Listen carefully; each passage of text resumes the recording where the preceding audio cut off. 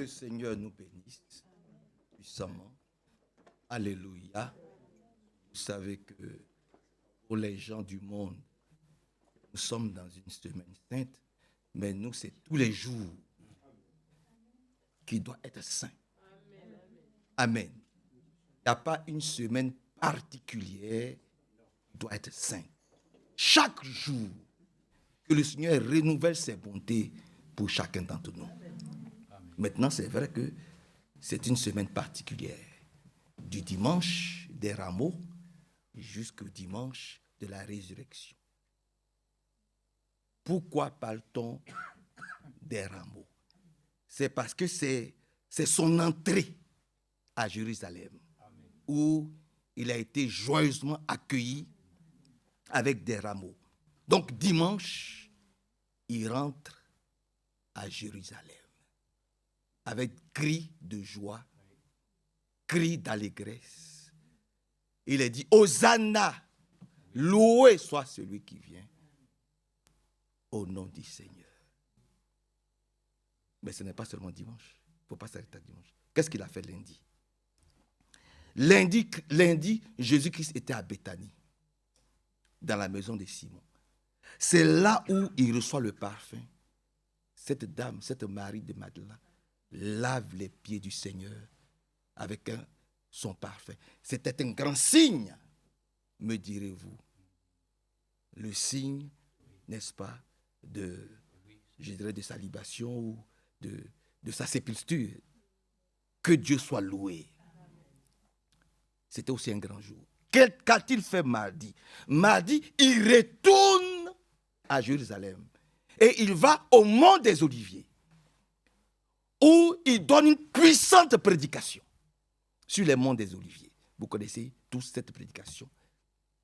Au mont des Oliviers. Que Dieu soit loué. Je serai rentré dans les détails, mais vous voyez que je suis en introduction. Ça, c'est mardi. Mercredi, c'est le jour où tout bascule. Comme on dit, c'est le jour du traître. C'est le jour où Judas le livre pour 30 pièces. Judas le livre. C'est la journée de la traîtrise.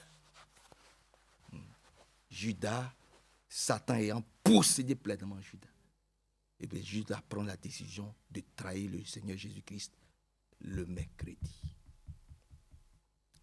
C'est là où il est dit, celui qui met sa main avec moi, c'est celui-là. Il sort et il va rencontrer les sacrificateurs pour leur dire, voilà, je peux vous le livrer. Alors on lui donne 30 pièces. Vous savez que c'est écrit aussi dans l'Ancien Testament. Jeudi, il prend son dernier repas avec les disciples. Amen. Là encore, vous savez tous ce qui s'est passé à table. Vendredi, il est crucifié. Amen. Amen. C'est logique, c'est normal. C'est pour que toi et moi nous soyons sauvés. Donc, vendredi, il est crucifié. Samedi, il descend aux enfers. Parce qu'il devait aller là-bas aussi pour libérer les captifs. Et dimanche, il ressuscite des morts. Donc, voilà la semaine. Du dimanche au dimanche. Il ressuscite. Amen. Que Dieu nous bénisse. Comme je disais à mon frère, serviteur de Dieu, les temps sont très avancés. Les frères du Canada m'ont amené une loi qui vient d'être adoptée par le Parlement fédéral du Canada, comme quoi il y a 11 chapitres de la Sainte Bible, des chapitres des versets de l'Ancien Testament, de Genèse jusqu'à l'Apocalypse, qui sont dorénavant interdits d'être prêchés dans les églises. C'est-à-dire qu'une église où ces versets bibliques sont prêchés, tu risques la condamnation. Je peux vous envoyer le lien. Oui. Et sachez que quand ces grands pays-là prennent des décisions, il faut toujours commencer quelque part. Parce qu'ils disent que ça empêche, ça insulte l'homosexualité. Vous comprenez, frère? Ça insulte l'homosexualité. Donc, ce sont des versets bibliques qui doivent être bannis. Et comme Hervé disait, certainement que le pape va entrer dedans pour essayer d'arranger, d'adoucir, de donner des... Non, gardez bien vos Bibles. Parce que nous, comme on dit, nous allons continuer. Par la grâce de Dieu. Nous allons continuer.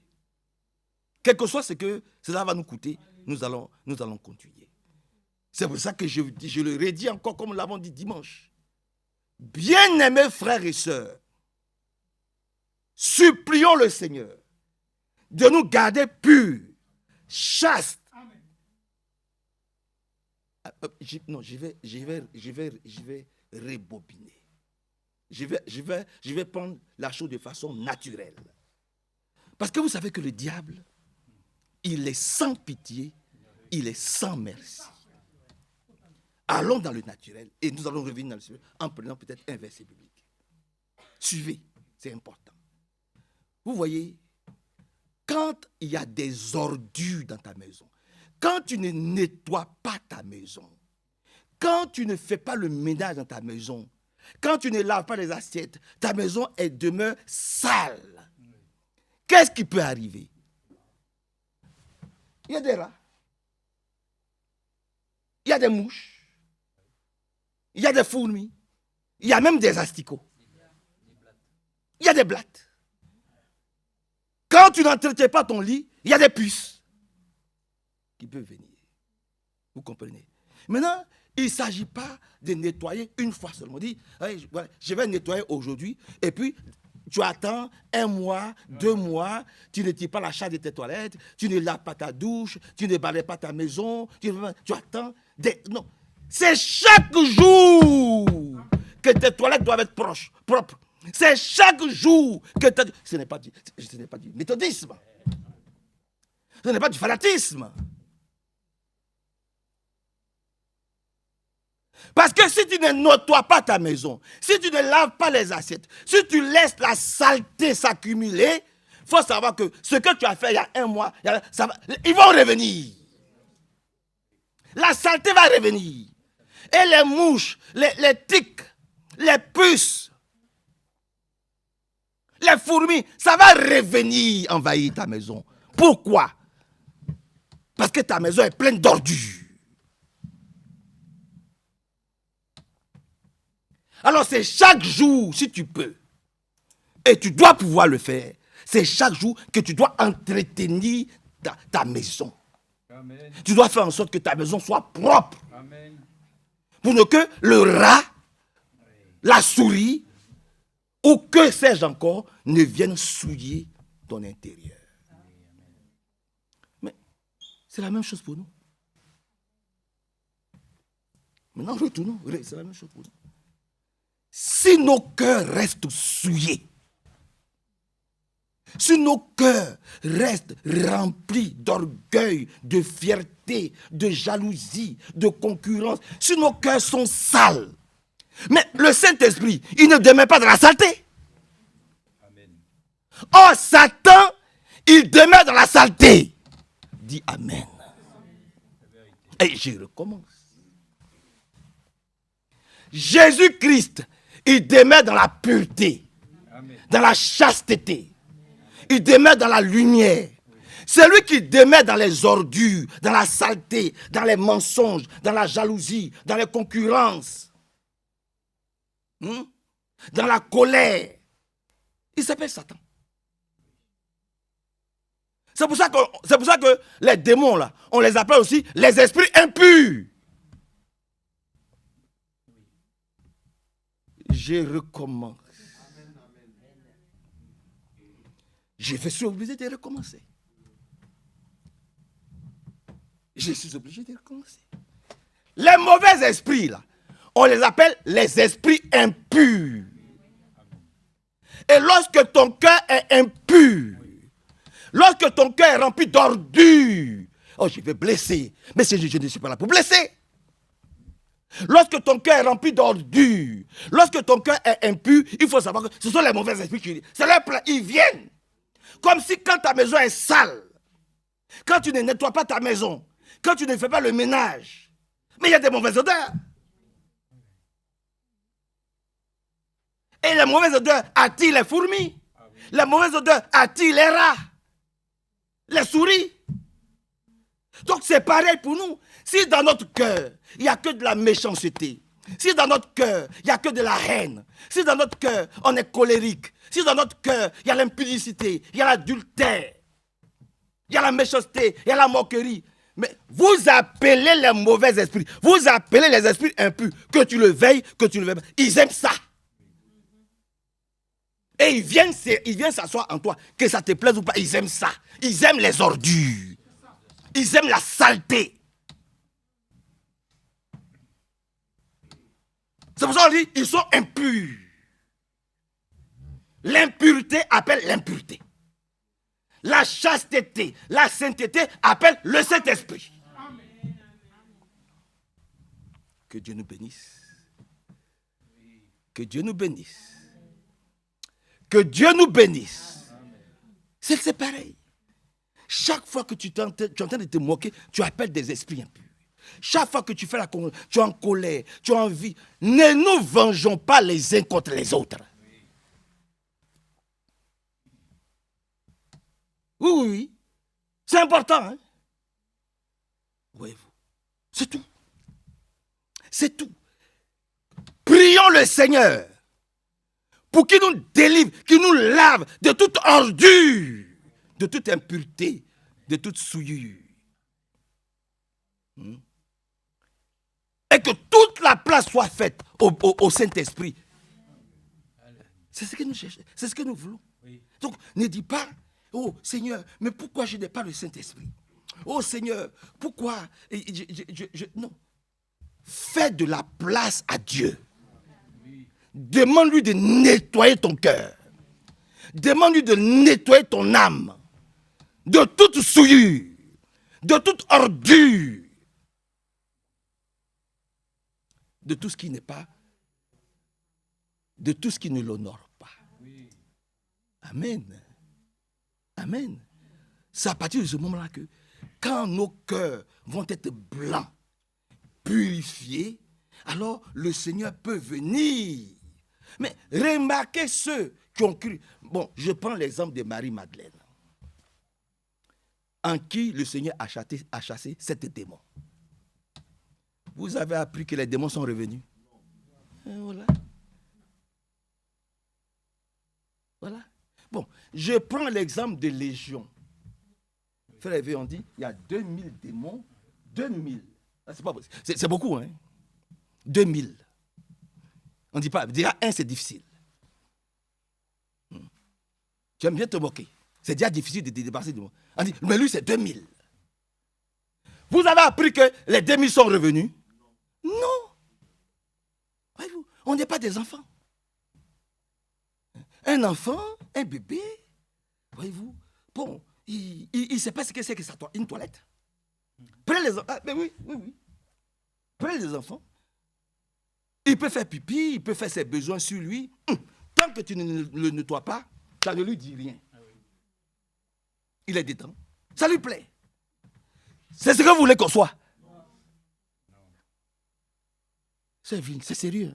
Les temps sont avancés. Un bébé, là, un enfant, quand on dit bébé, jusqu'à 1 an, 2 ans, 3 ans, jusqu'à ce qu'il soit propre, lui-même, il ne sait pas ce qu'il fait. Quand ça le prend, mais il fait. C'est pour ça qu'on lui met des couches. Si vous ne lui mettez pas une couche, il va se salir. D'ailleurs même, il salit sa couche. Il fait tout dedans, il est là. Il faut que maman vienne, maman le nettoie, papa le nettoie, on le parfume un peu, on enlève la mauvaise odeur. C'est un enfant. On peut lui pardonner ça. C'est normal qu'il le fasse. C'est un enfant. Tu ne dois même pas te mettre en colère quand il fait. C'est même avec joie, C'est comme ça que le Seigneur veut nous nettoyer. Comme ses propres enfants. Bon, je recommence. Je suis obligé. Je suis obligé. C'est comme ça que le Seigneur nous nettoie. Hein, mon frère Landry? On se souille, on va, on fait n'importe quoi. Et puis quelquefois, il y a plein de caca sur nous, mais on ne voit pas. L'enfant est là, il est là dans sa couche, là. Il rit, il se balade, il tourne ici, il lève les bras et rit. Mais tout ça, il y a plein d'histoires dans sa couche. Ah oui. Et ça sent pas bon. Et ça sent pas bon. Mais les mamans, ne vous fâchez pas. Il ne sait pas ce qu'il fait. C'est comme ça, quelquefois, nous sommes. Et puis Dieu nous nettoie. Amen. C'est exactement, quelquefois, à notre âge, là. Moi, avec mes vieux cheveux blancs, là. C'est comme ça on est. Et puis Dieu me lave, Dieu me nettoie. Et puis on ne voit pas. C'est comme ça on est. Quelquefois, on a plein de souillures. Continuons à lui demander, Seigneur, continue à me laver, à me purifier, à me sanctifier. Parce que l'enfant, il ne voit pas. Il ne sait même pas qu'il a fait. Il ne voit pas. Si tu ne le nettoies pas, il va rester dedans. Même un an, il va être dedans. Parce qu'il ne voit pas. Permettez que je m'arrête là. C'est exactement comme ça, quelquefois, nous sommes. Nous avons des attitudes terribles et c'est le Seigneur qui vient nous lave et nous purifie. Comment? Mais parlons de sa parole. Acceptons. Acceptons. Acceptons sa parole. Il nous lave, il nous purifie. Maintenant, ne restons pas dedans, dans la saleté, ne restons pas dedans. Demandez au Seigneur, il faut nous faire, on est assez vieux et vieilles, fais-nous sortir des ordures, de la déchetterie dans laquelle nous-mêmes nous plongeons si facilement. Les temps sont trop avancés, frère. Et je le disais avec lui, les temps sont trop avancés. Les temps sont vraiment avancés. Seigneur, donne-nous un cœur pur. Donne-nous vraiment un cœur pur. Lave-nous vraiment, purifie-nous, sanctifie-nous, change-nous, transforme-nous. Son retour est imminent. Je ne sais même pas si il va arriver des moments où nous allons pouvoir nous rassembler ici. Je ne sais pas. Je vous le dis avec le... Je ne suis pas là pour faire peur à quelqu'un. Mais arrivé à un certain moment, on attend ce que le pape va dire. Je ne sais pas comment les choses... Parce qu'aujourd'hui, gardez vos Bibles précieusement. Et surtout, que nous soyons purifiés, amen, lavés de toute ordure, de toute souillure, de toute impureté, dans le sang du Seigneur Jésus-Christ. Et que nous puissions demeurer véritablement dans sa victoire. Oh oui, c'est possible encore aujourd'hui. Amen. Seigneur, bénis-nous, bénis ton serviteur, bénis cette petite assemblée, bénis notre frère Nino, sa femme, bénis tous tes enfants, où qu'ils soient, sois avec nous. Nous comptons sur toi au nom du Seigneur Jésus-Christ. Amen. Amen. Amen. Que le Seigneur soit remercié. Le frère a parlé des bébés. Et nous savons tous que les bébés, bien sûr, ont besoin des parents pour les nourrir, pour les changer, pour les laver. Et nous pouvons le dire, le frère l'a fait, disons, la relation avec ce que des fois aussi nous pourrions considérer, c'est que aussi des fois nous tenons une bonne couche, n'est-ce pas? Et on en tient une bonne couche dans la mesure où parfois on est vraiment entêté, têtu, pour résister contre les bienfaits de la parole de Dieu. Donc nous nous laissons gagner parfois, ne serait-ce que par les pensées. La Bible parle de souillure, alors que le Seigneur nous accorde la grâce que nous puissions avoir un esprit pur, afin que nous n'ayons pas ainsi, c'est vrai, des pensées qui nous souillent. Ayons les sentiments qui étaient en Jésus-Christ. Ayons les pensées bienveillantes que le Maître avait, de pouvoir accomplir la volonté du Père afin de sauver. Et c'est ce qu'il a fait pour nous. Alors, nous remercions le Seigneur parce que, le frère l'a dit ici, nous n'avons pas la nature du cochon. Le cochon, vous pouvez le laver, mais sa nature, c'est que dès qu'il en aura l'occasion, c'est de retourner dans son bourbier. Mais un enfant de Dieu, quand Dieu l'a tiré du bourbier, la seule chose qui le préoccupe, c'est d'aller dans les choses saintes et bienveillantes de Dieu. Amen. Il n'a pas, dans une vraie... C'est ça, franchement, nous le disons avec le frère, aujourd'hui, il y a vraiment beaucoup de choses qui nous attristent, mais qui m'attristent beaucoup de voir où nous allons dans ce message. Et comme Frère Franck l'a dit dernièrement, je doute de bien maintenant de conversion.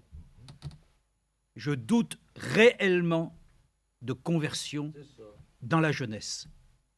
Car quand je vois certaines choses, je me suis dit que la conversion est tout autre. La conversion ne nous amène pas à nouveau pratiquer les choses du monde. Frères et sœurs, il y a des choses aujourd'hui qui sont très significatives. Mais l'ensemble de tous ces événements nous montre que Jésus est à la porte.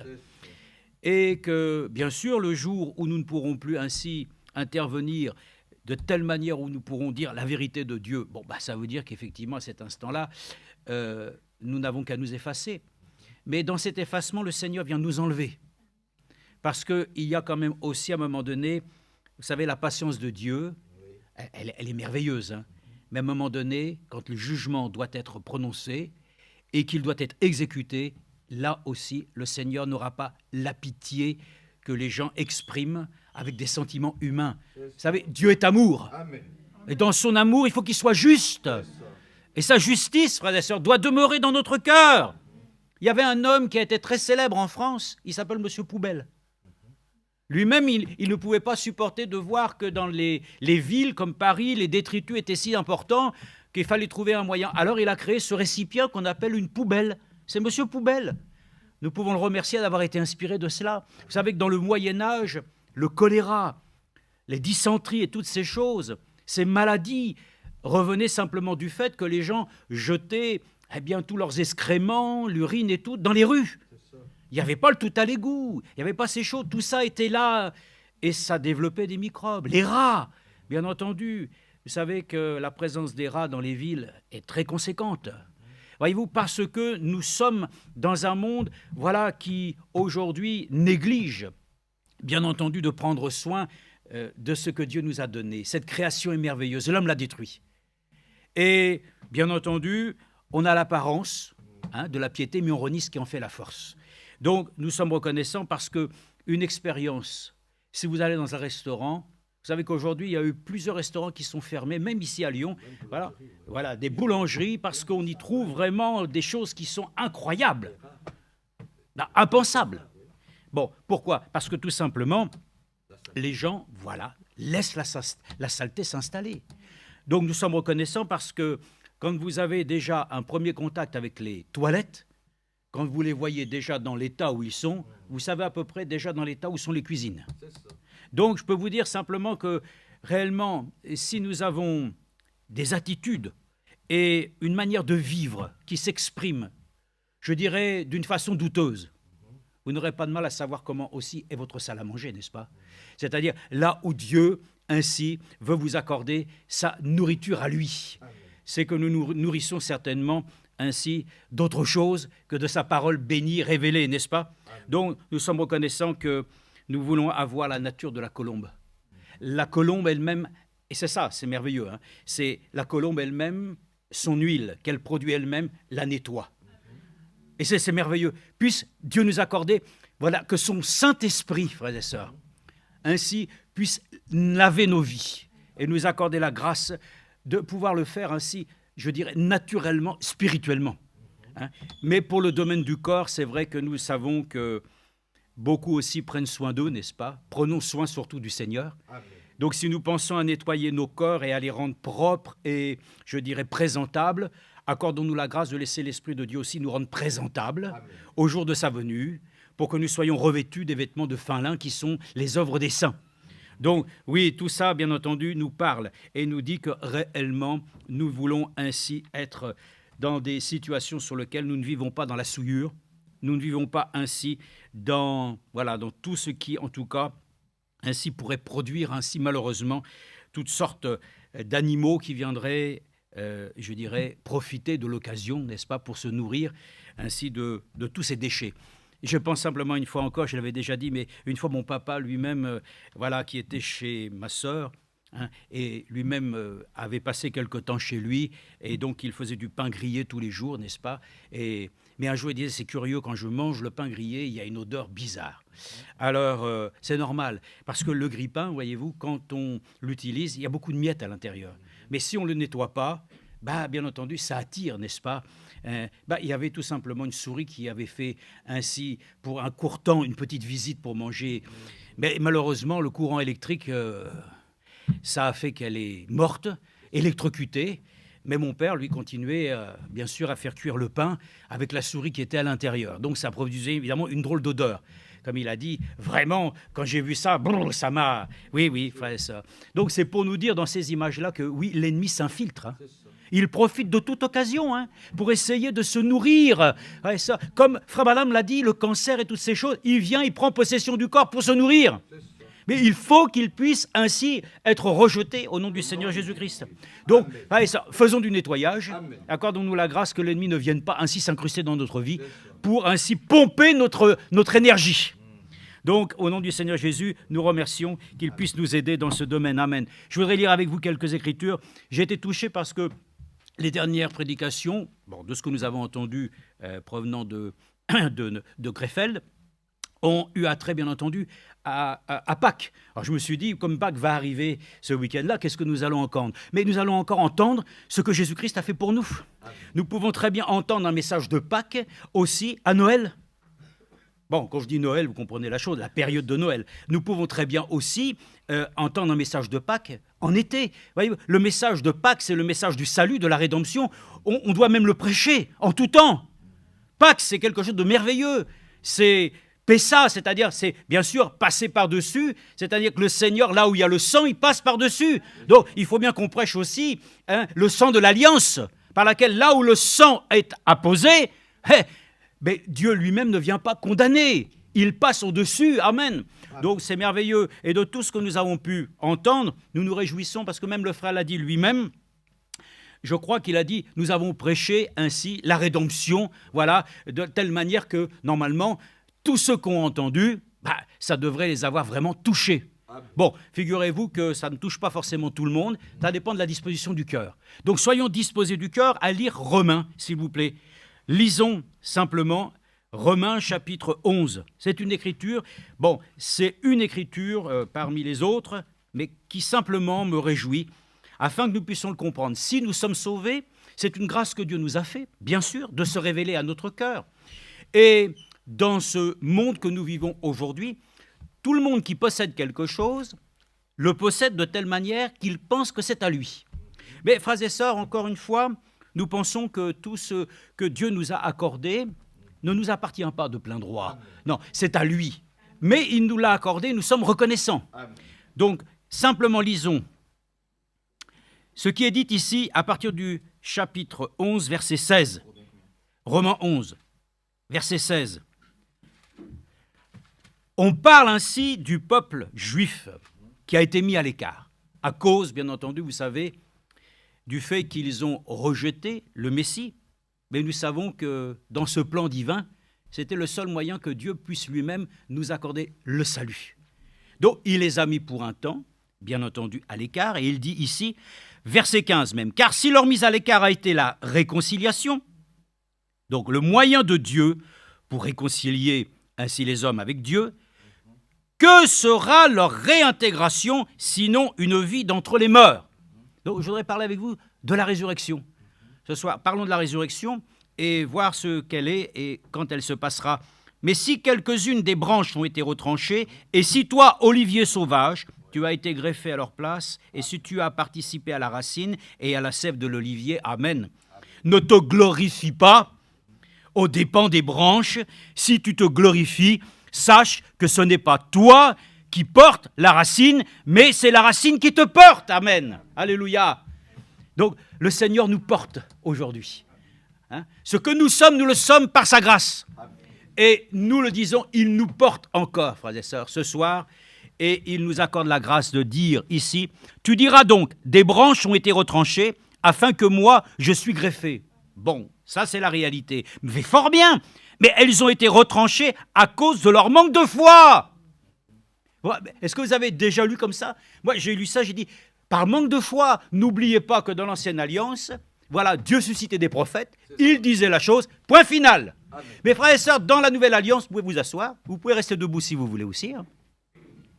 Mais ça va être... Non, mais nous sommes là aussi pour être assis dans les lieux célestes en Christ. Nous pouvons ainsi nous trouver dans la position que le Seigneur souhaite, que nous soyons surtout ainsi conscients que ceux qui ainsi ont confiance en lui peuvent se reposer sous les ailes du Tout-Puissant. Se reposer. Donc, la position debout est une position qui est toujours difficile pour le corps, n'est-ce pas? Dieu a suscité que nous puissions avoir des moyens pour nous asseoir et nous l'en remercions. Vous savez que l'histoire nous a montré que ça n'a pas toujours été le cas pour beaucoup. Sachez que quand il y a eu ainsi durant la guerre, la persécution contre les Juifs, on les laissait pendant des heures, la nuit, au froid, debout, sans interdiction même de fléchir les genoux. Vous rendez-vous compte que nous avons, nous, ici, la possibilité de nous réunir avec un lieu chauffé, des chaises, dont vraiment Dieu nous a donné tous les moyens. Est-ce que nous aurons de la reconnaissance pour lui? Oui, nous avons de la reconnaissance. Amen. Donc il est dit, n'aie pas de pensée hautaine, mais de la crainte. Donc il est dit d'abord, leur manque de foi, et toi tu subsistes par la foi. Amen. Remercions le Seigneur parce qu'il est dit qu'il a fait le don de la foi aux saints une fois pour toutes. Donc il a fallu que Dieu nous accorde la grâce, frères et sœurs, de nous donner ce don merveilleux de croire en lui. Eux, ils n'ont pas pu croire. Et donc, par cela même, ils n'ont pas su reconnaître le jour et le message. Ils n'ont pas su reconnaître le temps de leur visitation. Mais nous avons pu reconnaître que Dieu nous a visités dans notre temps. Et nous le disons, c'est parce que nous avons eu foi, frères et sœurs. Dans ce que nous avons entendu, la foi vient de ce que nous entendons. Et Dieu lui-même nous a fait entendre ces oracles. Et nous sommes reconnaissants aujourd'hui. Nous avons part donc au plan de salut et de rédemption qui nous fait mourir en Christ et qui nous fait ressusciter avec lui. Amen. Donc, là il est dit, n'aie pas de pensée hautaine, mais de la crainte, car si Dieu n'a pas épargné les branches naturelles, il ne t'épargnera pas non plus. Ah! Ça veut dire que le Seigneur, dans sa grâce, oui, est toujours compatissant. Il pardonne nos péchés. Mais il n'est pas là pour nous rendre comme des enfants capricieux. Donc faisons attention quand même à nous, d'accepter encore la correction du Seigneur, d'accepter encore comment Dieu nous dit les choses, d'accepter que nous ne sommes pas arrivés au point où nous pouvons nous permettre ainsi d'hausser le ton. Nous devons laisser le Seigneur lui-même hausser le ton vis-à-vis de nous pour qu'il puisse ainsi poser ses jalons et qu'il nous accorde la grâce de nous dire, oh frères et sœurs, que réellement Dieu résiste aux orgueilleux. Donc, nous croyons simplement que l'humilité précède la gloire. Donc, avant le retour du Seigneur, ayons un cœur humble, qui puisse nous dire que si nous méritons quelque chose, selon la parole de Dieu, nous ne mériterions que la mort. Mais Dieu nous a accordé la grâce de nous accorder la vie éternelle et en plus, dans l'histoire du salut, de nous rendre participants de sa nature, pour que nous puissions nous-mêmes, dans ces temps, ainsi avoir part avec ceux qui vont ressusciter. Mais voilà, pour nous, il y a une promesse, et c'est écrit dans Thessaloniciens, on pourra le lire tout à l'heure, c'est que pour ceux qui seront vivants, mais ils ne passeront pas par la mort. Physiquement, nous n'allons pas passer par la mort, si le Seigneur le permet. Et nous serons changés en un instant, en un clin d'œil. Mais nous aurons part à la résurrection, sachant que par ceux qui nous ont précédés, qui vont ressusciter, ça va être glorieux, n'est-ce pas? Ça va être merveilleux, ça va être un temps sur lequel ainsi nous pourrons voir l'accomplissement des Écritures. C'est-à-dire que ainsi, ceux qui ont été les premiers, voilà, vont ressusciter d'abord, et ainsi de suite, jusqu'à ce que nous puissions tous ensemble être enlevés à la rencontre de Jésus dans les airs. Donc, il est dit, considère donc la bonté et la sévérité de Dieu, sévérité envers ceux qui sont tombés, et bonté de Dieu envers toi, si tu demeures dans cette bonté. Autrement, toi aussi, tu seras retranché. Ouh, aïe, aïe. Non, ça ne peut pas nous arriver. Non, frères et sœurs, nous le croyons, même les élus pourraient être séduits, mais ils ne seront pas trompés, n'est-ce pas? Et nous le croyons que dans sa grâce, le Seigneur veut nous dire quand même que nous devons prêter attention à son conseil pour ne pas penser que, aujourd'hui, de toute façon, rien ne peut m'arriver. C'est vrai que rien ne peut nous arriver que Dieu ne le permette. Mais, frères et sœurs, si nous choisissons nous-mêmes de prendre notre propre voie, notre propre décision, nous devons en subir les conséquences. Donc, soyons reconnaissants à Dieu que nous sommes venus ici pour que nous puissions tous nous retrouver sur le chemin. Le chemin qui nous a été tracé. Amen. Donc, pas d'orgueil, pas de prétention, rien. Simplement, nous sommes à l'école du Seigneur. Donc, nous acceptons encore que le Seigneur lui-même peut émonder, n'est-ce pas? afin que nous puissions produire du fruit. Donc c'était déjà pour nous montrer ici, voilà, oui, nous avons été, c'est vrai, greffés, nous avons ainsi ce privilège aujourd'hui, oui, mais enfin, ayons s'il vous plaît quand même de la considération, n'est-ce pas, de ne pas avoir de pensée hautaine, mais de la crainte pour Dieu. Amen. Voilà, c'est le conseil de Dieu. Ce n'est pas simplement que ça vient parce que nous avons décidé que ça doit être comme ça.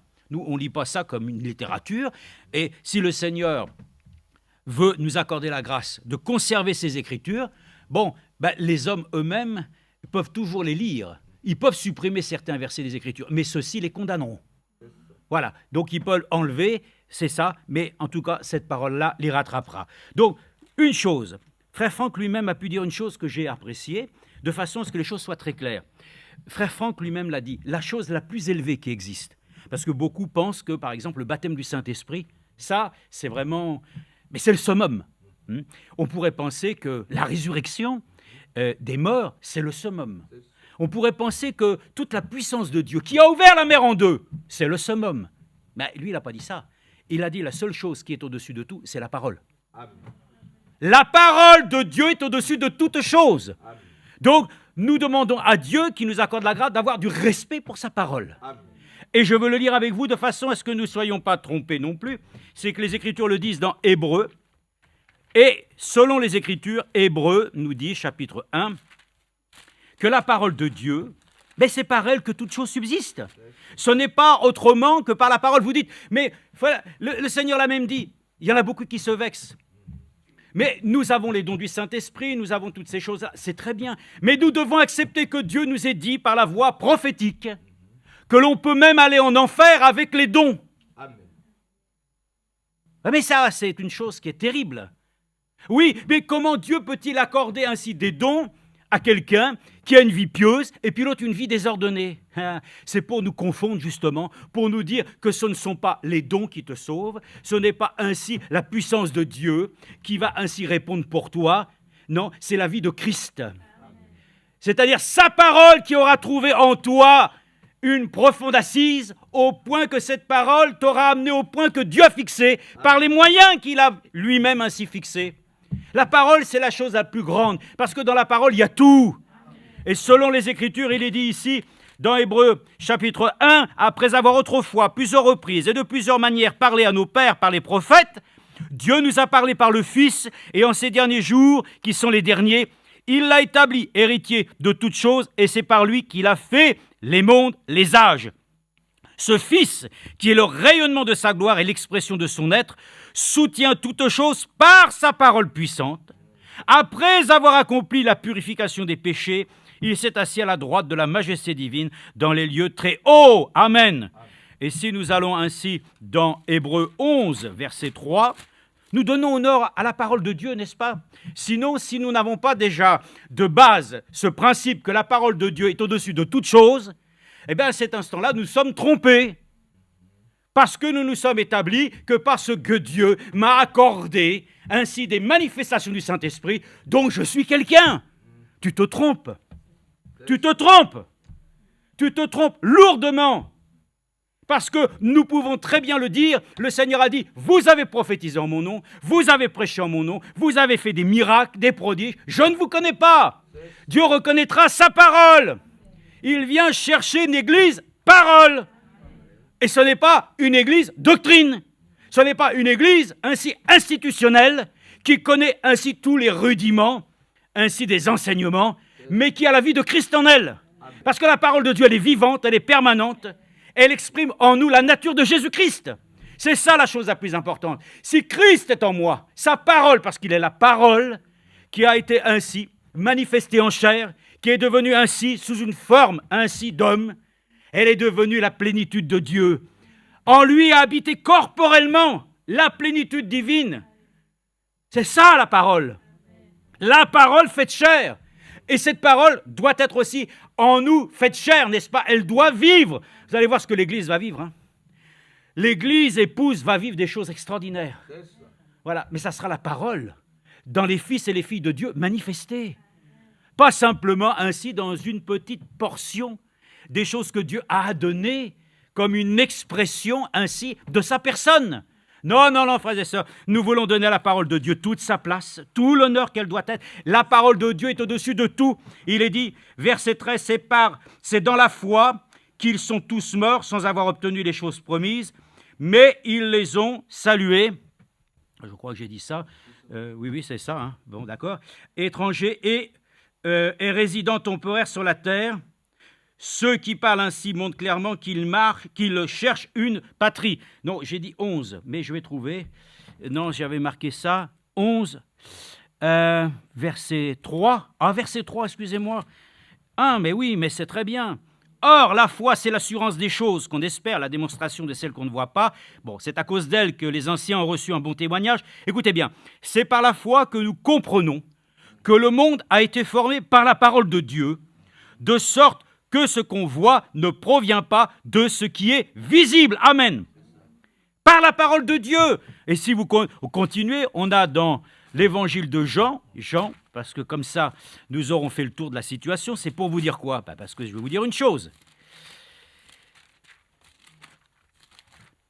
C'est qu'au commencement était la parole, et la parole était avec Dieu, et la parole était Dieu. Bon, et qu'est-ce que vous voulez que je vous dise d'autre ? D'abord, premièrement, tu ne vas rien me dire d'autre non plus. Et nous nous disons simplement mutuellement la chose que la parole est. Elle est au commencement, elle est à la fin, elle est tout.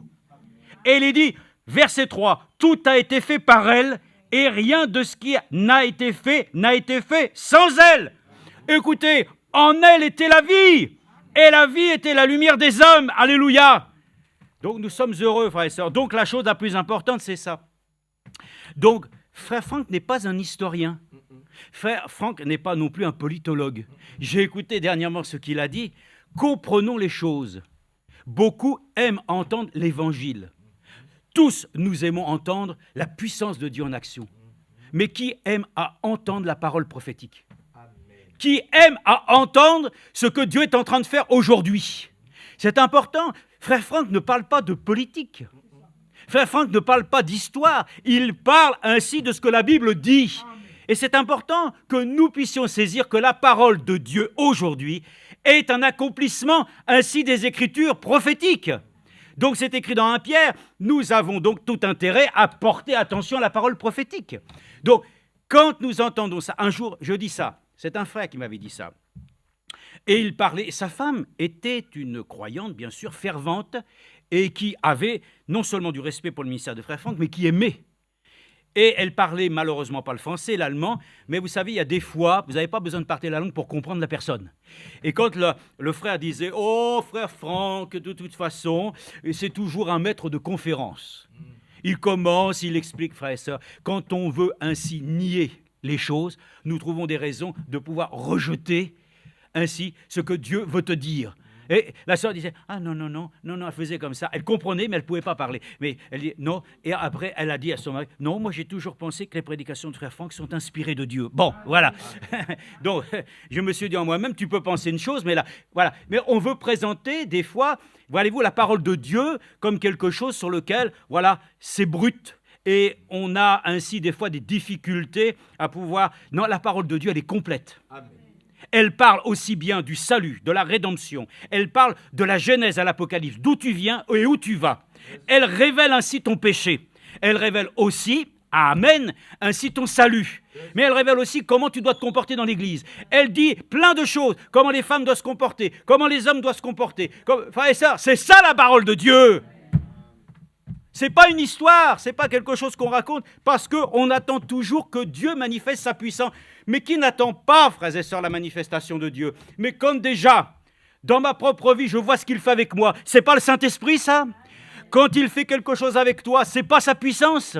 Oui, frères et sœurs, nous remercions le Seigneur, que nous nous attendons à lui, et que bientôt les morts en Christ ressusciteront. Vous ne pouvez pas devancer le temps.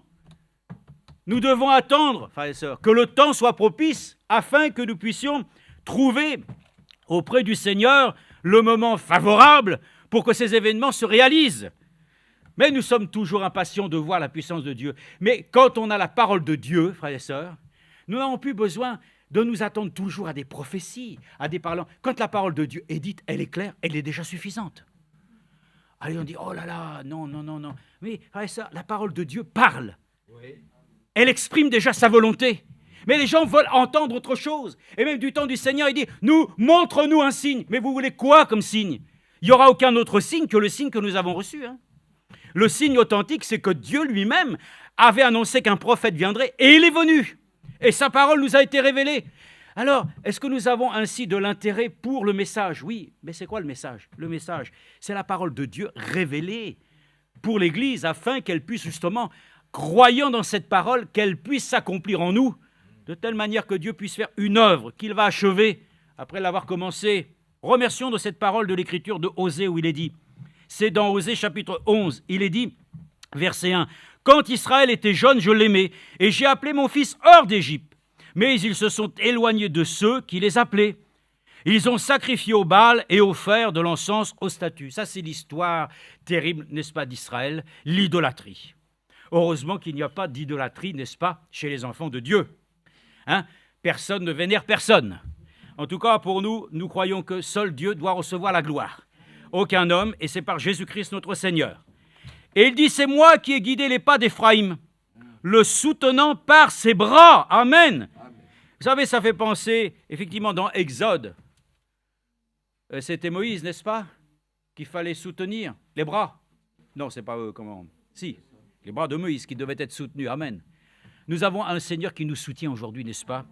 Et il révèle qu'il peut nous soutenir encore ce soir. Alors il dit, le soutenant par ses bras, ils n'ont pas reconnu que je l'ai soigné. Psaume 103, pourtant la parole de Dieu dit au verset 3, je suis l'Éternel qui te guérit. Pourtant cette écriture leur était donnée. Mais figurez-vous, frères et sœurs, qu'ils n'ont pas pu reconnaître qu'il réellement ainsi prenait soin d'eux. Et ça, c'est pour ça que c'est important pour nous aujourd'hui. Il nous soutient, mais nous pouvons le dire, selon les Écritures, il est celui qui te guérit. Et pourtant, nous ne le reconnaissons pas comme étant le guérisseur.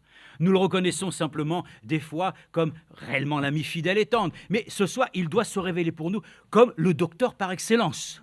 Celui qui guérit les maux de cœur, mais aussi bien les maux qui peuvent être ainsi dans notre âme.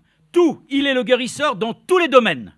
Alors il est dit, je les ai tirés, et ça c'est important, je les ai tirés avec des liens d'humanité. Il n'y a plus d'humanité aujourd'hui, nous le voyons. Mais Dieu lui-même encore a de la charité, il a de la compassion, de la miséricorde pour nous ce soir. Et il souhaite que nous ayons confiance dans sa précieuse et sainte parole. Et il dit, je les ai tirés avec des liens d'humanité, avec des chaînes d'amour, alléluia. Mais il y a quelque chose de bizarre, quand on parle de chaînes, généralement ça fait penser à l'esclavage. Les chaînes, c'est quelque chose qui nous rend dans la servitude, mais lui nous parle des chaînes d'amour. C'est pourquoi Paul a pu le dire, Paul, prisonnier de Christ, esclave, alléluia, de cet esprit qui le conduisait. Soyons ainsi reconnaissants à Dieu, qu'il nous tire avec des liens d'humanité, avec des chaînes d'amour. Amen. Amen. Voilà, je fus pour eux comme celui qui aurait relâché leur joug, je leur ai présenté de quoi manger, ils ne retourneront pas au pays d'Égypte, ainsi de suite. C'est simplement cette écriture. Voilà, ils n'ont pas reconnu que je les soignais, je les ai tirés avec des liens d'humanité, avec des chaînes d'amour. Prenons simplement aussi cette parole, comme elle se doit. Voilà, toute parole de Dieu qui est inspirée ici mérite d'être reçue dans notre cœur, avec une approbation totale. Alors remercions-le. Je veux dire avec vous, ainsi dans différentes écritures, nous avons entendu déjà ça, mais je voulais les reprendre avec vous, dans Jean chapitre 3. Bon, même d'abord 1 Pierre, pour que nous essayons de garder à peu près le déroulé. 1 Pierre, chapitre 1.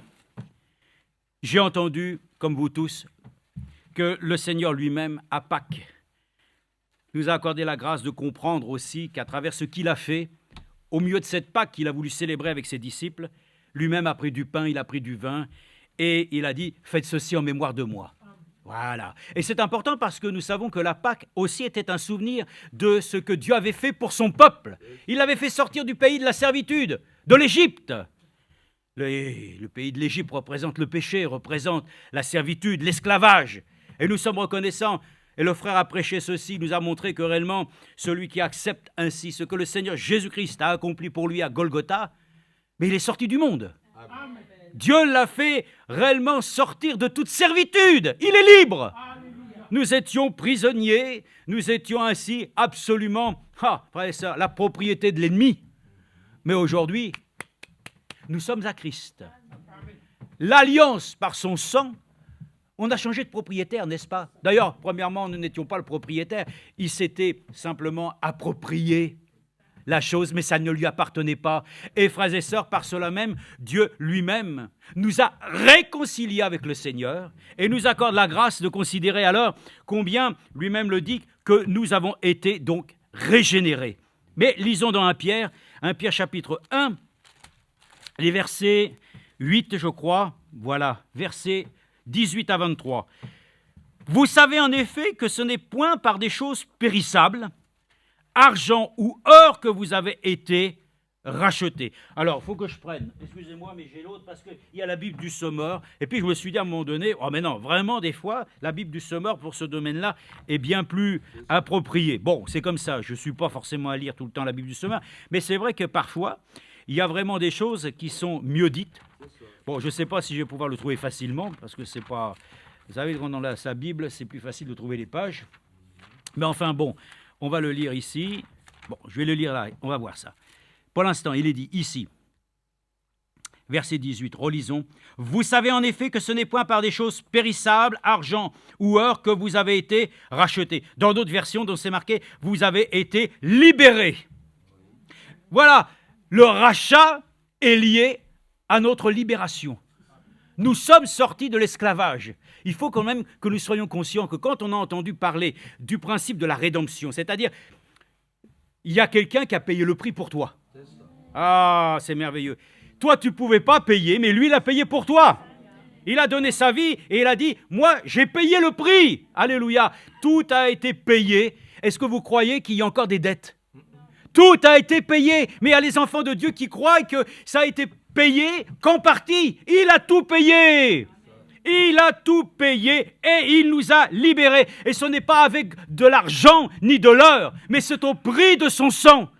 Donc, c'est merveilleux, frères et sœurs, que nous soyons des sauvés, non pas avec des choses périssables. Vous avez compris? Nous ne sommes pas avec des choses qui sont liées à des choses terrestres. Nous sommes sauvés par le céleste. Donc, lorsque nous allons ressusciter, nous allons aussi ressusciter par les liens du céleste. Ce n'est pas que les gens qui sont simplement dans la terre vont ressusciter à cause des choses de la terre. Ils ressusciteront à cause des choses célestes. Lisons simplement encore ce qui est écrit. Ainsi donc, mais vous n'avez pas été libérés de la vaine manière de vivre, héritée de vos pères, mais par le sang précieux de Christ, comme d'un agneau sans défaut et sans tache. Amen. Il a été désigné d'avance avant la fondation du monde et manifesté à la fin des temps à cause de vous. Par lui, vous croyez en Dieu qui l'a ressuscité d'entre les morts et lui a donné la gloire, afin que votre foi et votre espérance soient en Dieu. Après avoir purifié vos âmes, oh mais je crois il faut que je le lise là. Bon, après avoir purifié vos âmes dans l'obéissance à la vérité, en vue d'un amour fraternel sincère, aimez-vous les uns les autres ardemment et de tout cœur. Regardez ce que je vous disais ça. Là, le fait que nous ayons été libérés, que le Seigneur lui-même nous a accordé d'être régénérés. Alors, régénérer, je me suis dit, qu'est-ce que ça veut dire ça aussi? Alors, régénérer, j'ai lu, ça veut dire reconstituer, par exemple, un tissu vivant. Ah! Donc, nous étions vivants, quoique morts. Ça, c'est ce que l'Écriture dit. Eh bien, nous étions morts, ainsi à notre relation avec Dieu, et Dieu lui-même nous a régénérés. Comme il est écrit ici, il a reconstitué, amen, le tissu vivant, frères et sœurs. C'est-à-dire qu'il a redonné à notre âme la vie. Il nous a donc raccordés, c'est vrai, avec lui. Il dit renouvellement en redonnant les qualités perdues. Amen. Ce qui avait été pris, Dieu nous l'a restitué. Nous avons été donc régénérés. Et il dit ici, vous qui avez été régénérés. Amen. Non par une semence corruptible, mais par une semence incorruptible. Mais par une semence incorruptible, écoutez bien, par la parole vivante et permanente de Dieu. Amen. Donc c'est par la parole de Dieu qu'on est régénéré. C'est par la parole de Dieu que nous avons ainsi été régénérés. Donc c'est important que nous puissions le dire ce soir. Ceux qui auront part ainsi à la résurrection, c'est ceux qui ont déjà ainsi, dans leur propre vie, reçu la vie de Christ. Ils ont déjà en eux cette assurance que lorsqu'eux-mêmes se sont éteints, Dieu leur avait dit qu'ils ressusciteraient. Amen.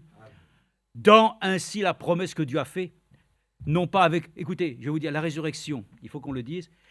Si quelqu'un est décédé, comme notre frère Jean Roland à 88 ans qui avait du mal à marcher, il ne va pas ressusciter dans le même état. La résurrection amènera des corps nouveaux, des corps glorifiés. Comme il est dit, selon ainsi que nous le croyons et selon les Écritures, nous allons voir ceux qui ressusciteront, eh bien, comme s'ils étaient à l'âge de 20 ans. Ils vont retrouver la force de leur jeunesse. Et puis nous qui sommes restés là, on va les voir. Et puis on va dire, mais moi alors, nous aussi nous allons être changés. Hein. Nous serons changés aussi en un clin d'œil. Amen. Donc, même si nous sommes vivants, nous allons revêtir l'incorruptibilité. N'oubliez pas ce qui est écrit ici, parce que c'est important. Vous qui avez été régénérés, c'est une promesse. Hein. On a déjà été régénérés, mais écoutez, pour l'instant, nous attendons la rédemption de nos corps. Hein. Il faut que ces corps-là, ils disparaissent. Hein. Il y en a assez. Hein. Ils sont ainsi pour nous un sujet de discorde, d'humiliation. Hein. Ainsi, il le dit. Vous qui avez été donc régénérés, non par une semence corruptible. Donc vous avez vu, on n'a pas été rachetés avec des choses vaines de la terre. Et la Bible dit alors que nous avons été régénérés non par une semence corruptible, mais par une semence incorruptible, par la parole vivante et permanente de Dieu. Amen. Amen. Et si nous lisons ainsi dans Jean, chapitre 3, bon Jean, tant pis, je vais prendre ça. Jean, c'est dans l'évangile de Jean.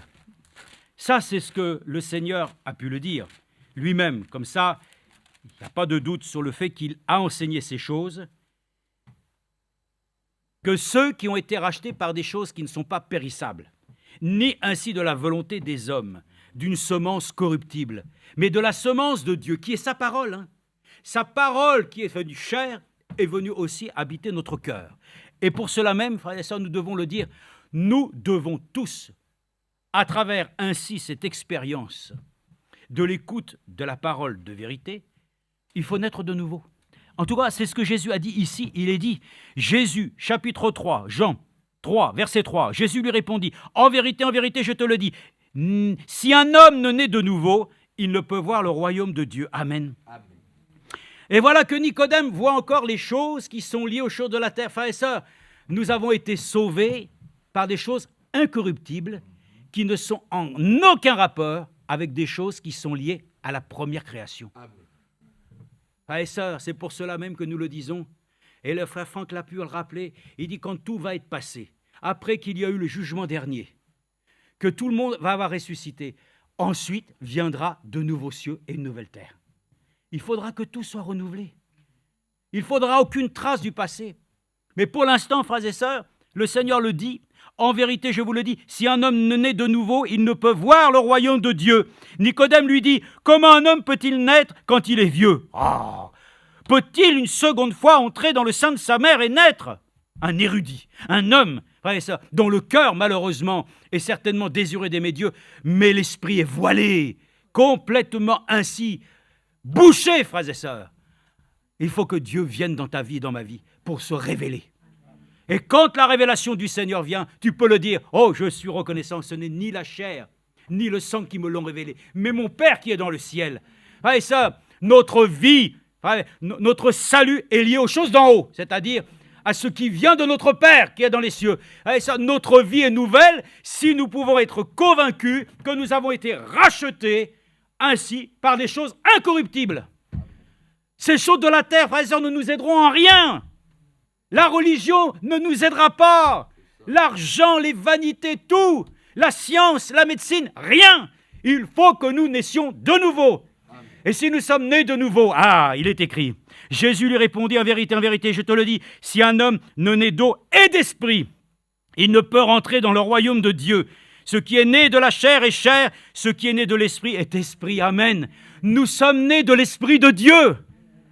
Nous sommes nés, frères et sœurs, de l'Esprit de Dieu. Quand j'ai entendu Pâques, j'ai dit, mais oui, la vie que notre Dieu a manifestée en Christ, que lui-même s'est donné, le frère l'a dit, ensuite dans le déroulement de cette semaine, qu'il l'a conduit, non pas à l'échafaud, mais à la croix, à la crucifixion. la chose la plus hideuse, la plus terrible qui existe, de le faire souffrir. Lui-même a pu dire, oh, tout est accompli. C'est le gloire, frères et sœurs, c'est ce que nous savons. Nous avons été sauvés par des choses incorruptibles.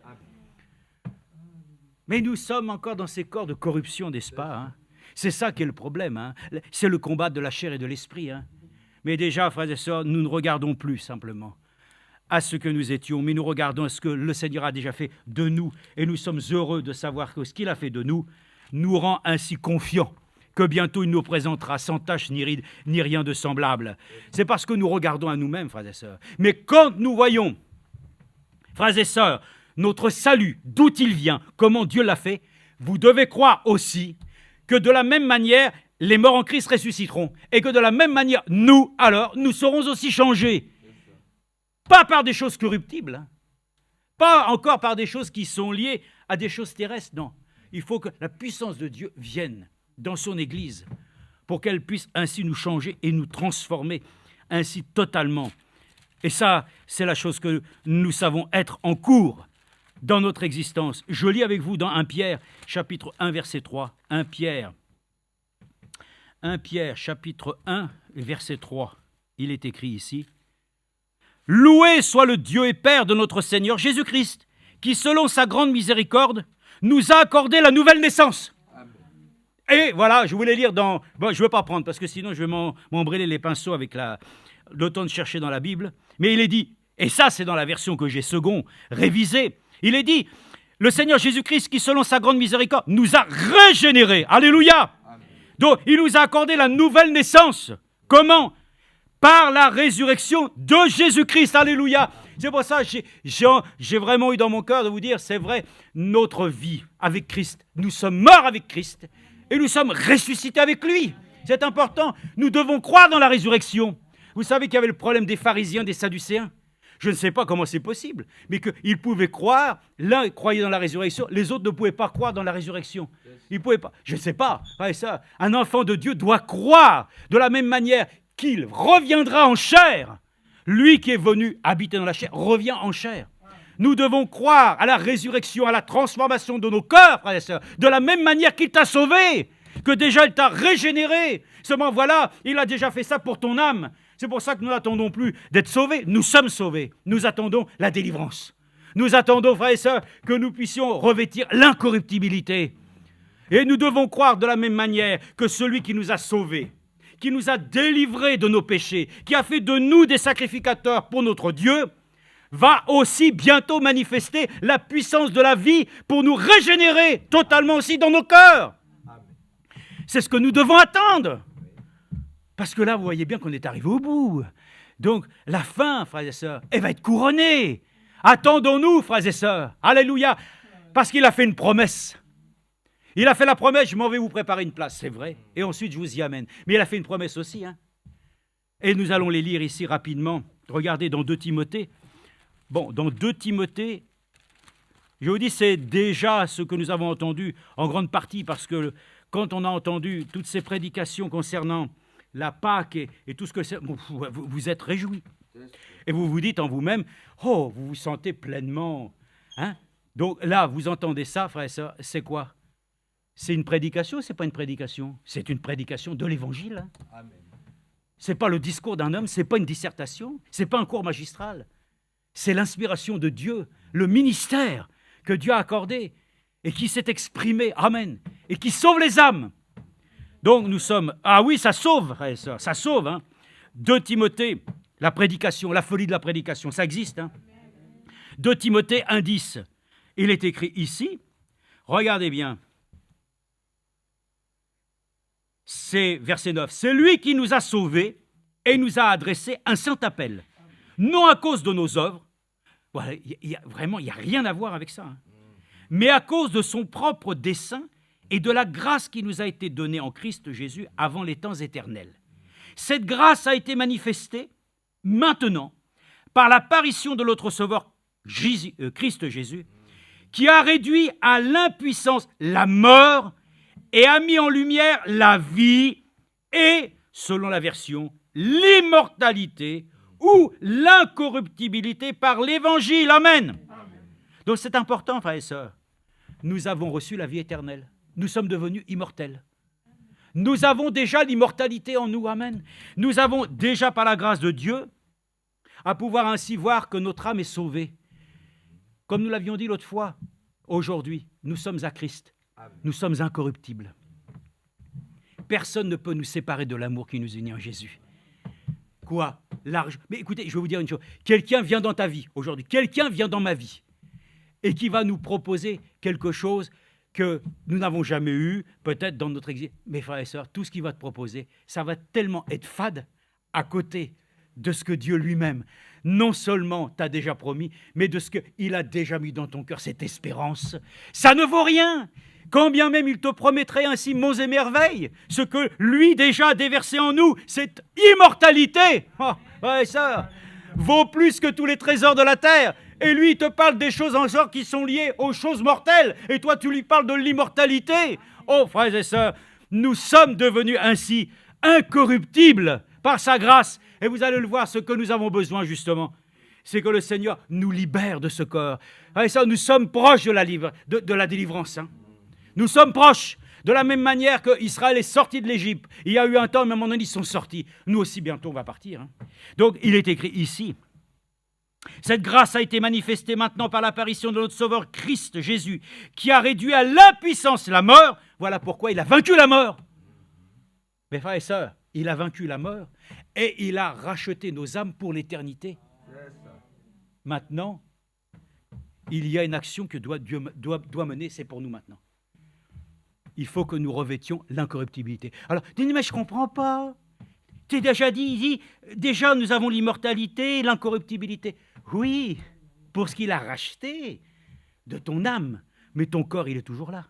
Mais là, le Seigneur a fait des promesses aussi. Et nous allons les lire ensemble, frères et sœurs. C'est dans 1 Corinthiens chapitre 15. Et c'est pour nous ce que déjà il a été dit, hein, ça a été lu. Mais enfin, nous remercions le Seigneur que nous pouvons les relire avec confiance. Oh, regardez ce qui est dit ici. Ça s'appelle ici même transformation et victoire finale, c'est marqué. Oh, alléluia. Oui, je vous le dis. Verset 51, 1 Corinthiens 15. Voici, je vous dis un mystère, nous ne mourrons pas tous, mais tous nous serons changés. Là au moins, c'est clair, hein. Tous nous serons changés, mais nous ne passerons pas tous par la mort physique. C'est vraiment un cas spécifique, mais qui aussi a été démontré à travers aussi Élie. Élie a été enlevé. Il n'est pas passé par la mort. Enoch non plus. Donc nous sommes très heureux aussi que nous puissions avoir part à ça. Mais il dit en un instant, d'un clin d'œil, à la dernière trompette, car elle sonnera. Et les morts ressusciteront, comment? Incorruptibles. Alléluia. Incorruptibles. Et nous serons changés. Écoutez, il faut en effet que ce corps corruptible, t'as compris? Nous sommes incorruptibles et pourtant ce corps est corruptible. Il faut aussi nous puissions nous préparer à revêtir notre nouvelle maison. Ah ouais. Nous avons une espérance, frères et sœurs. Nous n'allons pas demeurer encore longtemps compte tenu des événements, ainsi à ne pas voir s'accomplir la promesse de Dieu, de voir ainsi les morts en Christ ressuscités. Et il dit, il faut en effet que ce corps corruptible revête l'incorruptibilité et que ce corps mortel revête l'immortalité. Le corps. Lorsque ce corps corruptible aura revêtu l'incorruptibilité. 1 Thessaloniciens 5 parle de corps nouveau, alléluia, et nous le croyons, frères et sœurs. Ça va être merveilleux. Amen. Bon, je ne sais pas comment il a, mais on va dire que toutes ces choses que nous voyons, les rides, les corps seront parfaits. Des corps merveilleux. Nous ne souffrirons plus. Nous n'aurons plus à avoir ainsi ce que nous supportons aujourd'hui, n'est-ce pas? Les épreuves du cœur. Frère et sœurs. Je m'attends à ça. C'est la chose que nous devons espérer de tout notre cœur, parce que le temps est arrivé où le Seigneur doit manifester ceci. Et il dit, écoutez bien, lorsque ce corps corruptible aura revêtu l'incorruptibilité et que ce corps mortel aura revêtu l'immortalité, alors s'accomplira la parole qui est écrite.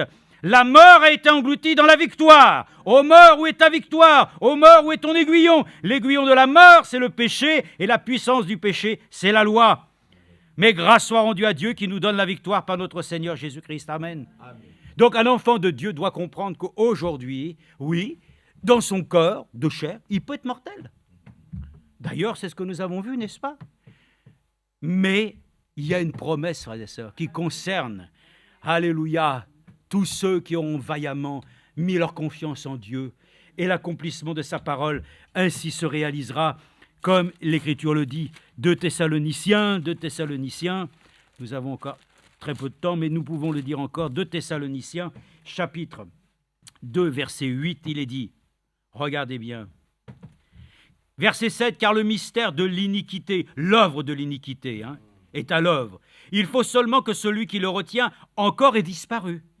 Alors se révélera l'impie que le Seigneur détruira par le souffle de sa bouche et qu'il écrasera par l'éclat de son avènement et qu'il réduira à l'impuissance. L'avènement de l'impie se produira par la puissance de Satan avec toutes sortes de miracles, de signes, de prodiges mensongers, avec toutes les séductions de l'injustice pour ceux qui périssent, parce qu'ils n'ont pas reçu l'amour de la vérité pour être sauvés. Oh, frères et sœurs, que l'amour de la vérité nous affranchisse. Amen. Je dis ça parce que c'est vrai, peut-être certains, et dans le fond, comme je l'ai dit tout à l'heure, beaucoup ont peur de la mort. Mais, frères et sœurs, celui qui a mis, c'est vrai, sa confiance dans le Seigneur, qu'il sait que le Seigneur déjà l'a sauvé, nous devons avoir la même confiance, c'est vrai, qu'avec lui, nous ressusciterons. Amen. Avec Christ, nous ressusciterons. Si ceux qui sont partis, qui nous ont devancés, ils ne font que dormir. C'est 2 Thessaloniciens qui le dit, chapitre 4. Ils ne sont que là en train de dormir. Mais ils sont partis avec la confiance, n'est-ce pas, que Dieu va pouvoir ainsi les réveiller. Donc, nous n'allons pas lire le passage de Thessaloniciens, chapitre 4, vous pouvez le dire. Nous ne voulons pas que vous soyez tous en ignorance au sujet de ceux qui nous ont devancés. Mais sachez que simplement, ils dorment.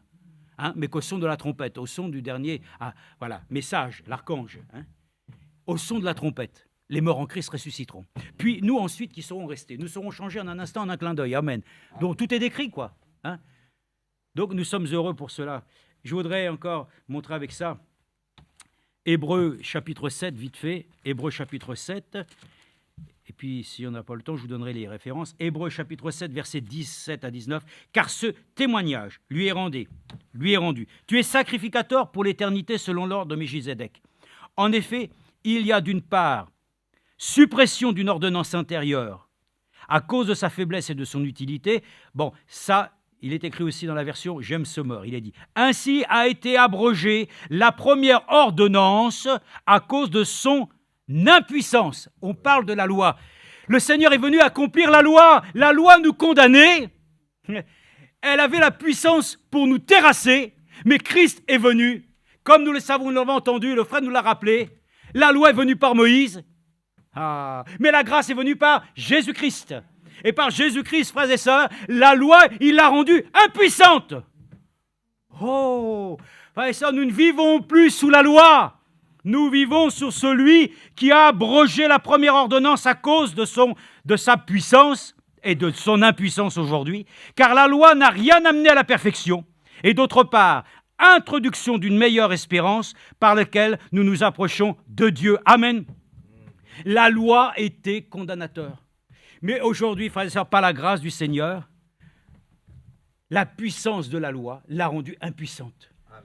Donc c'est pour ça que nous sommes vraiment reconnaissants, frères et sœurs, que c'est encore par grâce que le Seigneur lui-même saura nous accorder ainsi de pouvoir être enlevés, de pouvoir ainsi ne pas avoir à passer par la mort physique. C'est sa grâce. Mais en tout cas, nous le savons, frères et sœurs, le Seigneur lui-même est venu briser. Vous savez, je dis ça pourquoi? C'est pour nous dire que tous ceux qui croient dans la parole révélée de notre temps, mais qui en ont fait à nouveau des préceptes, des lois, des conditions, ne fais pas ci, ne fais pas ça, et puis tu dois ci, Frère Branham a dit, et puis ainsi de suite. Frères et sœurs, moi je suis libre de tout ça. Parce que le Saint-Esprit, lui, nous conduit dans sa vérité pour que nous suivions Christ et que l'Esprit de Dieu nous conduise à l'obéissance. Frères et sœurs, Ce ne sont pas les commandements ni les lois et toutes ces choses qui vont nous faire gagner le ciel. C'est simplement celui qui a rendu à l'impuissance, frères et sœurs, les raisonnements de l'homme, afin de nous laisser nous dire, là où est le Saint-Esprit, là est la liberté. Et là où est la liberté est l'Esprit du Seigneur. Bon, je veux juste dire simplement, je termine, mais tant pis, je le dis. C'est pour ça, j'ai aimé tellement cette écriture, mais je voulais la reprendre avec vous. Mais ça a été dit, mais je veux encore insister sur le fait que l'importance, les choses qui doivent venir, frères et sœurs, là, dans ces derniers temps, c'est l'action puissante de la pluie de l'arrière-saison. L'Esprit de Dieu va se répandre comme jamais auparavant, n'est-ce pas? Du moins comme elle a été à la Pentecôte. Nous devons nous attendre à ça. Et je sais que le Seigneur ne saurait tarder à l'accomplir. C'est dans 1 Timothée chapitre 2, versets 9 à 14. 2, versets 9 à 14. Écoutez, on ne va pas parler, ce n'est pas au sujet de la femme que je veux dire. Ce n'est pas ça, ce n'est pas le sujet. Mais il est dit, verset 11, « Que la femme s'instruise en silence avec une entière soumission. Je ne permets pas à la femme d'enseigner ni de prendre autorité sur l'homme, mais qu'elle demeure dans le silence. » Écoutez bien, « Car Adam a été formé le premier, Ève ensuite. Et ce n'est pas Adam qui a été séduit, c'est la femme qui, séduite, s'est rendue coupable de transgression. » Amen. Donc, je vais vous dire une chose. Si vous lisez bien ainsi dans l'Écriture ici, que beaucoup, peut-être, doivent comprendre, le premier Adam était celui, comme Frère Franck l'a dit, il a été fait à l'image de Dieu. Voilà. Mais lorsque le second Adam, l'esprit vivifiant, c'est Jésus-Christ, il est venu. C'est ainsi qu'alors l'Écriture le dit, qu'il a fait devenir chacun d'entre nous de nouvelles créations. Et nous sommes issus, comme il est dit, voyez-vous, Jésus-Christ, le principe, non pas de toute la création. Frère Franck l'a dit, celui qui a créé toute chose, c'est Dieu. Mais celui qui nous a fait naître de nouveau pour être une nouvelle création, c'est en Jésus-Christ. Donc le principe de la nouvelle création, c'est Jésus-Christ. La parole faite chair qui est venue habiter ton cœur. Et il dit, c'est pour ça que le premier Adam, ce n'est pas la chose qui est spirituelle, n'est-ce pas? Mais le second Adam, c'est la chose que Dieu a fait. Et il ne l'a pas fait de la première manière, comme il a fait Adam, il l'a créé de la poussière. Mais nous, il nous a créés, pas ainsi dans cette nouvelle nature, bien sûr, il nous a fait ainsi naître de nouveau du ciel. C'est important que nous puissions le saisir, que notre résurrection ou notre changement viendra aussi du ciel. Nous sommes nés d'en haut, et c'est d'en haut que Dieu va venir encore manifester sa puissance. Il n'y a plus rien à voir avec les choses d'ici-bas. Et ça, tout ce qui est d'ici-bas ne nous aidera en rien. Nous avons besoin du secours de l'Éternel. Nous avons besoin que Dieu rentre en action et en puissance dans son Église. Amen. Voilà pourquoi il est dit, alors, il est le principe, le premier-né, et que nous sommes l'Église des premiers-nés. Puisque lui-même étant le premier-né, il n'a pas eu honte de nous appeler ses frères. Il est ainsi le principe de la nouvelle Église, c'est-à-dire de celle qui est née de l'Esprit. Et nous sommes, nous aussi, bien sûr, ceux qui sont de l'Église des premiers-nés. Frère Franck avait repris ça dans Exode 34. C'était une loi, la loi, le droit d'aînesse. Nous sommes très heureux que Dieu nous ait rendus participants dans cette Église comme étant ainsi l'Église des premiers-nés. Donc c'est important que nous puissions le dire. Nous avons été sauvés par celui qui nous a fait naître de nouveau et nous sommes nés par celui qui est le principe de la nouvelle création. Nous sommes ainsi de cette Église. De la même manière, les choses que Dieu va accomplir aujourd'hui, dans ce temps, ça ne vient en rien des choses qui sont liées à la terre. Tout ce que Dieu a promis doit s'accomplir d'en haut. Nous attendons les promesses de Dieu. Nous attendons que Dieu rentre en scène. Et tous ceux qui s'attendent toujours au passé. Oh, comme j'aimerais toujours la puissance qui était là à la restitution des dons. Frères et sœurs, nous nous attendons à ce que Dieu a promis. Non pas à ce qui était avant, mais de ce que Dieu a promis pour nous aujourd'hui. Attendons-nous, frères et sœurs. Dieu va arroser et bénir sa parole. Accordons-nous la grâce de prier et de demander à tous que nous nous attentionnons à la parole de Dieu qui elle-même, justement, à un moment donné, va contenter chacun d'entre nous. Parce que là où le Seigneur va rencontrer sa parole, il va ouvrir les écluses du ciel.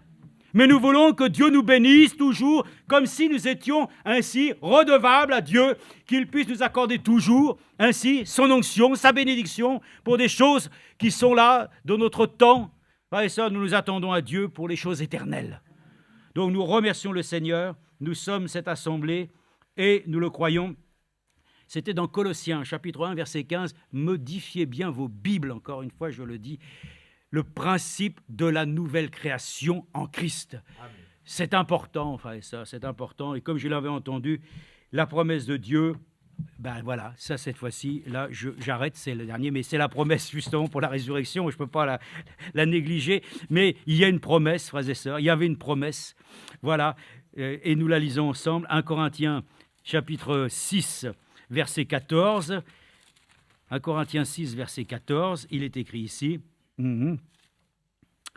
Voilà. Et alors, tiens, puisque le frère avait commencé avec ça, nous pouvons le dire maintenant, nous rentrons dans le processus de lavage.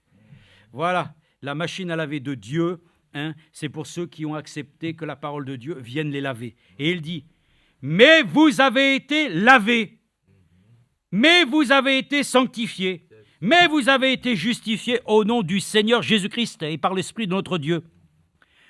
Tout m'est permis, mais tout n'est pas utile. Tout m'est permis, mais je ne me laisserai pas asservir par quoi que ce soit. Bon, et les aliments sont pour le ventre, et Dieu détruira. Très bien, verset 14. Et Dieu qui a ressuscité le Seigneur, nous ressuscitera aussi par sa puissance. Amen. Ne savez-vous pas que vos corps sont les membres de Christ? Amen. Donc, il y a une promesse, frères et sœurs. Dieu qui a ressuscité le Seigneur, nous ressuscitera aussi par sa puissance. Amen. Ça, c'est ainsi, oui, amen. Et 15, verset 16, il est écrit ici, « Car si les morts ne ressuscitent pas, Christ non plus n'est pas ressuscité. Et si Christ n'est pas ressuscité, votre foi est vaine. Vous êtes encore dans vos péchés. Croyons, frères et sœurs, dans la puissance de vie qui va bientôt nous libérer de ces corps corruptibles, d'humiliation. Nous sommes dans des corps d'humiliation. » Il y avait d'autres passages que nous aurons pu lire ainsi, justement concernant Adam, le second Adam et tout ça. Mais bon, nous avons déjà entendu. Donc nous remercions le Seigneur. Qu'est-ce que nous voulions dire? Simplement que le Seigneur lui-même, voilà, la puissance de vie qui s'est manifestée nous a sauvés, nous a, à travers ce que nous avons entendu, tout ce que Dieu a accompli à Pâques. Voilà, le sceau de Dieu qui s'est appliqué sur nos vies. Et nous le croyons ainsi, de la même manière qu'il nous a sauvé nos âmes, il va faire la même chose pour nos corps.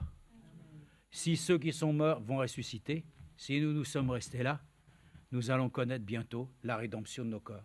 Et nous pourrons le dire ce jour-là, ô mort, où est ton aiguillon, n'est-ce pas? Lui, il a déjà triomphé de la mort.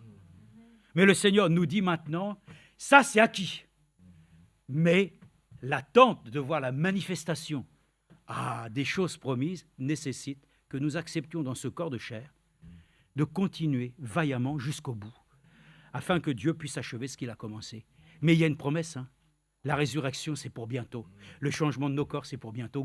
Alléluia! On devrait courir en disant « Merci Seigneur ». Bientôt, nous allons retrouver la jeunesse d'antan. Il n'y aura plus de lunettes, il n'y aura plus ainsi. Oh, je remercie le Seigneur. Timothée nous a dit, vous savez, il ne nous parle pas trop souvent comme ça, mais on se parle. Il dit, voilà, il a ses 4 enfants, et la petite, la dernière, la jumelle, à un moment donné, il a dit dans la nuit, j'ai eu vraiment très peur.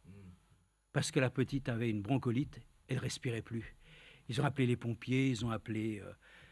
et ils ont dit, mais monsieur, mettez l'enfant, couchez-la à l'inverse pour pouvoir... Il dit, ça fait déjà 1 heure que je fais ça. Il dit, c'est très bien. Je crois même que, voilà, par la grâce du Seigneur, nos prières ont pu l'inspirer, ou peut, en tout cas les garder. Nous entendons beaucoup de choses comme ça, hein, et qui font que nous gardons confiance en Dieu. De la même manière que toutes ces choses que l'ennemi semble vouloir nous effrayer, nous avons une espérance vivante. Bientôt, nous allons changer de corps, nous allons partir. Donc, c'est pour nous dire, voilà, nous sommes proches de ça, donc réjouissons-nous avec ça, pour ne pas être dans la morosité, hein, dans le marasme, parce que c'est ça, hein. Non, vivons pas dans le marasme, vivons dans la promesse du temps présent. Jésus vient. Et la promesse de voir ainsi les choses changer, c'est pour bientôt. Voilà, donc il faut être prêt. Gloire à Dieu, que le Seigneur nous bénisse.